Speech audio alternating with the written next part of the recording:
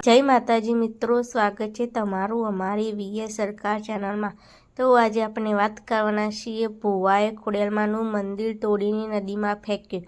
ગુજરાતના એક નાનકડા ગામ રામપરમાં વર્ષો પહેલાં એક એવી ભયાનક અને ચમત્કારિક ઘટના બની હતી જે આજે પણ લોકોના હૃદયમાં ભક્તિ અને ભય બંને જગાવે છે।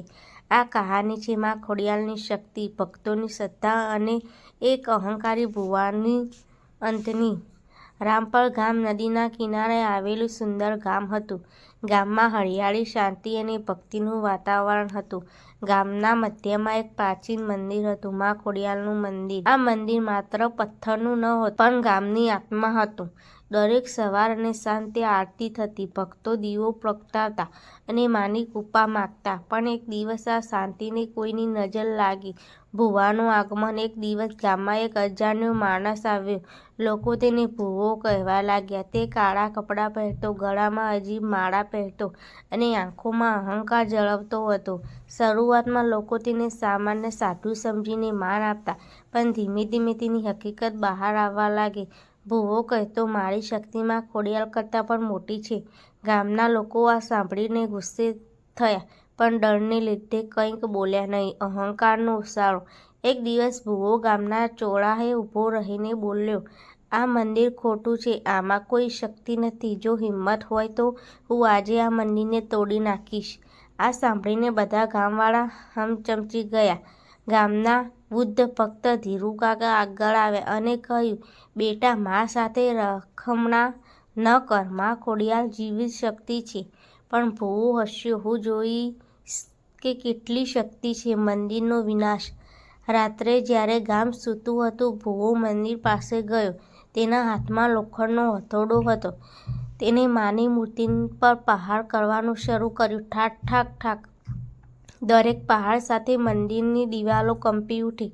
અચાનક આકાશમાં વીજળી ચમકી, પણ ભુવો રોકાયો નહીં।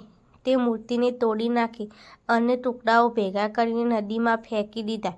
નદીનો પાણી અચાનક લાલ જેવો લાગ્યો। નદીનો ક્રોધ। જેમ જેમ મૂર્તિના ટુકડાઓ નદીમાં પડ્યા, નદીમાં તોફાન આવી ગયું।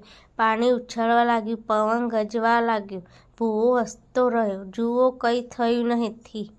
પણ તે જાણતો નહોતો કે આ તો શરૂઆત હતી રાત્રિનો ભય।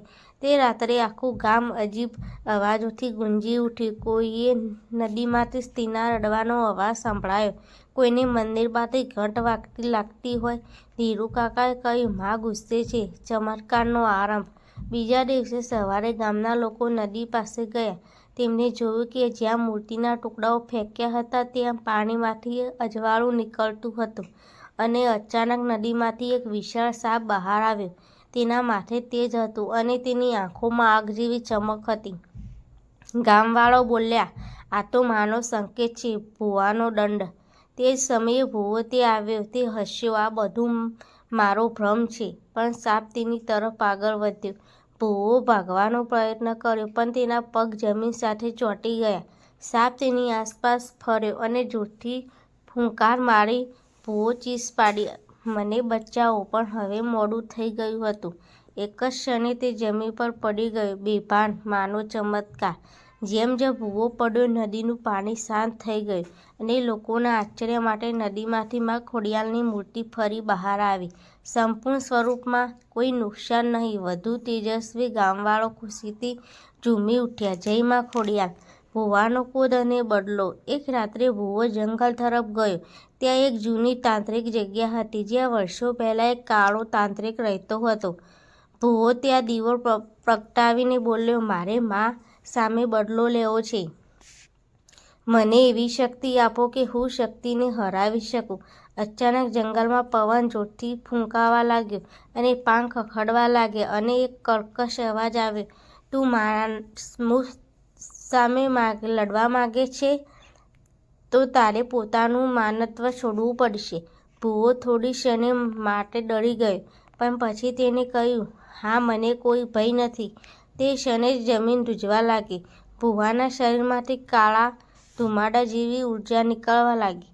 તે હવે એક સામાન્ય માણસ નહોતો, તેમાં અંધકારની શક્તિ પ્રવેશી ગઈ હતી। અંતિમ પ્રાયશ્ચિત। ભુવો જ્યારે હોશમાં આવ્યો, તે રડવા લાગ્યો। તે માના ચરણોમાં પડ્યો. માફ કરજો માં, હું અંધ હતો. ધીરુ કાકાએ કહ્યું, માં દયાળુ છે પણ અહંકાર સહન નથી કરતા. ભુવોએ ગામ છોડી દીધું અને જીવનભર પ્રાયશ્ચિત કર્યો. મંદિરનું પુનર્નિર્માણ. ગામવાળાઓએ ફરી મંદિર બનાવ્યું, પહેલાં કરતાં પણ વિશાળ અને સુંદર. દર વર્ષે તે દિવસે ચમત્કાર દિવસ તરીકે ઉજવાય છે અને લોકો આજે પણ કહે છે, માં ખોડિયારને ક્યારેય પડકારશો નહીં, કારણ કે તે માત્ર મૂર્તિ નહીં પણ જીવિત શક્તિ છે. આ કહાની આપણને શીખવે છે કે અહંકારનો અંત હંમેશા ખરાબ હોય છે.